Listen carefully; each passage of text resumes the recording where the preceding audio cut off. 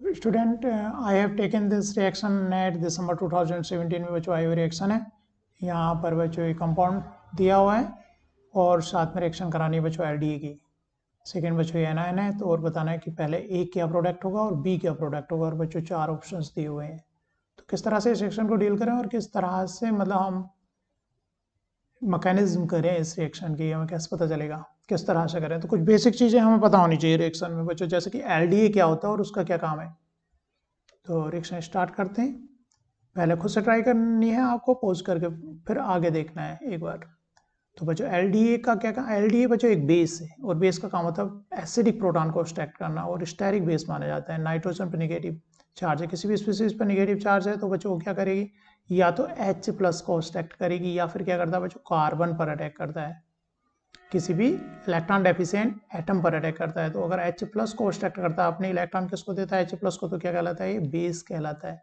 तो in general बच्चों LDA in general क्या, एलडीए क्या है, बेस ही है। बेस का काम क्या है बच्चों, अपने इलेक्ट्रॉन किसको देना, H प्लस को देना, या कहें कि कहीं से H प्लस को उठा लेना, ऑब्स्ट्रैक्ट करना। ठीक है, ऑब्स्ट्रैक्ट कर लेना प्रोटॉन को उठा लेना। तो एलडीए हमें समझ में आ गया, एलडीए से बेस है। तो बेस है तो प्रोटॉन कौन सा उठाएगा बच्चों, मोर एसिडिक प्रोटॉन का ऑब्स्ट्रक्शन होता है। तो यहाँ पर बहुत सारे हाइड्रोजन्स हैं, यहाँ पर भी हाइड्रोजन है, यहाँ पर भी हाइड्रोजन है, और यहाँ पर भी हाइड्रोजन है, और मिथाइल भी हाइड्रोजन है CH3।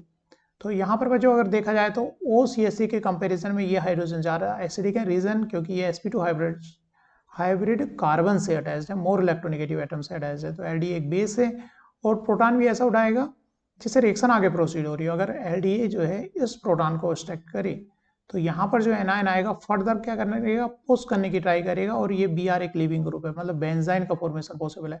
अगर यहाँ से प्रोटॉन उठाए तो कुछ होने वाला नहीं है, यहाँ से उठाए निगेटिव आयन कुछ किसी को पुश नहीं कर पाएगा। लेकिन अगर यहाँ से प्रोटॉन का ऑब्स्ट्रक्शन किया, किसका H प्लस का ऑब्स्ट्रक्शन किया, तो यहाँ पर जो निगेटिव चार्ज आएगा वो फर्दर Br को पुश करके यहाँ पर ट्रिपल बॉन्ड ला देगा।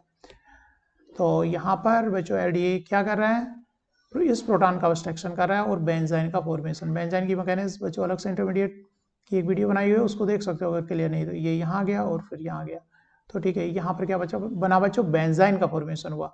तो नेक्स्ट है बच्चों ये एनायन क्या करेगा, इसके साथ में ये एनायन क्या कर सकता है बच्चों, फर्दर किसी इलेक्ट्रोफाइल पर अटैक करेगा। ये ट्रिपल बॉन्ड जो होता है थोड़ा सा स्पेसिफिक बॉन्ड होता है बेंजाइन का, इस पर कोई न्यूक्लियोफाइल जैसे कि ये एनायन है अटैक कर सकता है। न्यूक्लियोफाइल का अटैक इस पर पॉसिबल है, ट्रिपल बॉन्ड पर वीक बॉन्ड है। और बच्चों के साइड से तो इसकी दो पॉसिबल साइड्स होंगी, इधर से अटैक करे, इस कार्बन पर अटैक करेगी, इस कार्बन पर अटैक करे।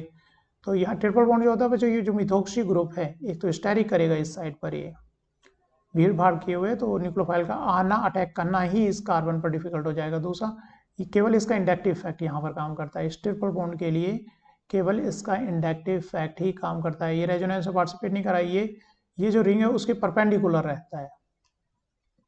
तो न्यूक्लियोफाइल का जो क्लियर कट है बच्चों, अटैक कहाँ पर होगा, यहाँ पर होगा, ताकि ये जो ट्रिपल बॉन्ड है ये कहाँ पे, इस कार्बन पे टूट सके।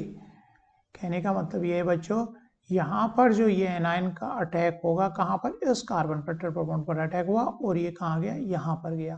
तो हमारा जो प्रोडक्ट बना बच्चों, ये प्रोडक्ट बना, यहाँ पर अटैक हुआ तो हमारा क्या प्रोडक्ट बना बच्चों, ये प्रोडक्ट बना हमारा। यहाँ पर एनायन आ गया, इसने अटैक किया तो यहाँ पर एनायन है। अब ये एनायन क्या करे, कोई भी एनायन है तो उसके दो ही काम है, एनायन के इलेक्ट्रॉन या तो H प्लस पर अटैक करके प्रोटॉन ऑब्स्ट्रक्ट कर ले, या फिर किसी इलेक्ट्रॉन डेफिशिएंट कार्बन पर अटैक करेगा, मतलब किसी इलेक्ट्रोफिलिक कार्बन पर। तो ये एनायन यहाँ पर प्रोटॉन ऑब्स्ट्रक्ट ना करके, जैसा कि हमें रिएक्शन से के ऑप्शन से भी गाइडेंस मिलती है कि क्या रिएक्शन पॉसिबल है। यहाँ क्योंकि कार्बोनिल कार्बन है, यहाँ ये इस पर अटैक पॉसिबल है, इस कार्बन पर अटैक पॉसिबल है।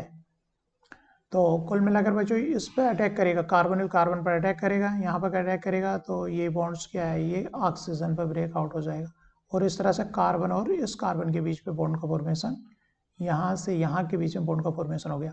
फर्दर क्योंकि ऑक्सीजन के जो इलेक्ट्रॉन है फर्दर ट्राई करेंगे पुश बैक करने की, और ये बच्चों ये वाला बॉन्ड ब्रेक होगा। जब ये यहाँ पर ट्राई करेंगे तो लिविंग ग्रुप लीव ना करके बल्कि ये बॉन्ड ब्रेक होगा। इसके कार्बन कार्बन बॉन्ड ब्रेक होना इतना इजी नहीं होता, लेकिन यहाँ पर हो जाएगा क्योंकि ये जो एनायन बनेगा, इस कार्बन एनायन इस कार्बोनिल का अल्फा जो कि उसके कॉन्जुगेशन में, तो स्टेबलाइज एनायन है, कोई भी स्टेबल स्पीसीज ही लिविंग ग्रुप होती है। दूसरा बच्चों 4 मेंबर रिंग जो बन रही है काफ़ी स्ट्रेनफुल है, स्ट्रेन है यहाँ पर।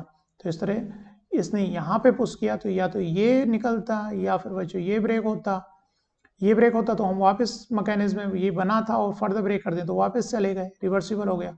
यहाँ से यहाँ गया और ये ब्रेक हो जाए तो यहाँ पर जो एनायन है एक तो क्या है रेजोनेंस स्टेबलाइज होगा इस कार्बोनिल की वजह से, तो ये बॉन्ड ब्रेक होता है। और दूसरा स्ट्रेन रिलीज हो रहा होता है, ओपन रिएक्शन बन रही होती है, 4 मेंबर्ड क्या है स्ट्रेनफुल है। तो कुल मिलाकर बच्चों ये जब वापस आया है हमारा,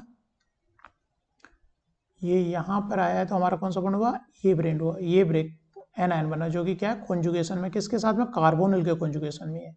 तो इस तरह से बच्चों इस एनायन का फॉर्मेशन ये होता है। और बाकी फिर बच्चों ये क्या एनायन क्या करेगा, प्रोटॉन ऑब्स्ट्रक्ट कर लेगा वर्कअप के समय, प्रोटॉन क्या वर्कअप से क्या ले लेगा H+ का ऑब्स्ट्रक्शन हो गया है। तो फाइनल हमारा प्रोडक्ट क्या बना बच्चों, ये प्रोडक्ट का फॉर्मेशन हुआ है। तो इस रिएक्शन में बच्चों हमारा एलडीए एज ए बेस काम किया था जिसने बेंजाइन मैकेनिज्म की थी, और कुल मिलाकर के आंसर क्या हो गया बच्चों, ये हो गया। और सारे स्टेप्स एक साथ क्या रहे, यहाँ पर रहे, एलडीए ने क्या किया था प्रोटॉन का ऑब्स्ट्रक्शन किया, बेंजाइन फिर उस पर एनायन का अटैक हुआ, वो भी दो पॉसिबल, इधर से हो कि इधर से हो, तो यहाँ पर हो एनायन ये स्टेबल हो गया ओएमई की वजह से, क्योंकि इसका क्या इफेक्ट काम करता है, केवल इंडक्टिव फैक्टर प्रोटॉन के साथ में यहाँ पर इसका इफेक्ट करता है। फर्दर ये एनायन क्या कर रहा है, कार्बोनिल पर अटैक कर रहा है, फिर ये अप जा रहा है डाउन आ रहा है, तो ये बॉन्ड ब्रेकआउट हो रहा है यहाँ से। तो इस तरह से इस मैकेनिज्म में जो आंसर रहा है इसका, हमारा जो आंसर रहा बच्चों क्या रहा, ए आंसर रहा है इसका।